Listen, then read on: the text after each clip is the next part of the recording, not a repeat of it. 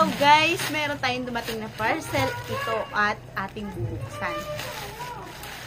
Ayan guys.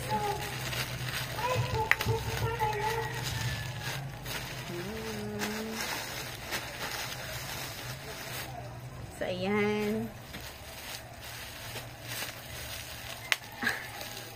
Ayan, nakabubble wrap naman siya guys. At tadaan! Tadaan.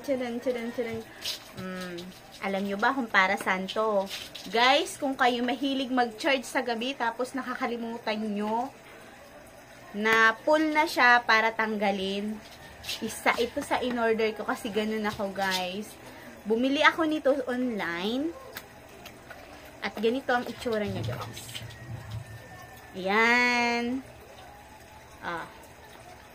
Yan, tapos saksak sa kuryente.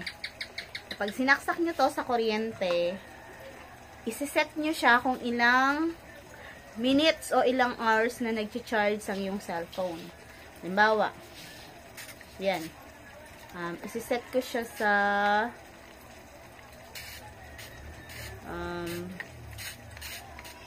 2 hours, ganyan. Ganyan. Tapos, i-charge nyo na. Sasaksak nyo to sa kuryente, tapos dito isasaksak yung charger. Pag pumasok na ang 2 hours, automatic off na siya. Ayan, ito yung ating in-order. Kaya ano pa nga bang hihintay natin? Siyempre, subukan natin. Ayan. Dito sa aking bahay, isaksak natin doon. Pasensya na kayo guys, madilim. Ayan. Pag sinaksak natin siya, siyempre, tanggalin muna natin itong ating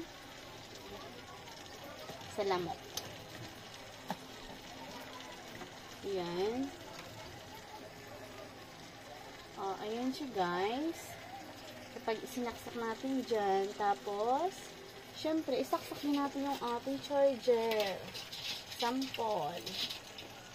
Yung ating charger. Dito. Oops. Ay. Ito. Ay, ayo. Ayan. Nasaksak na siya. So, ayan. Gumagana na kasi umiilaw na siya. So, simula na isaksak natin yan. Saksak natin sa cellphone. Asa ng ating cellphone dito. Wait at maghanap tayong cellphone.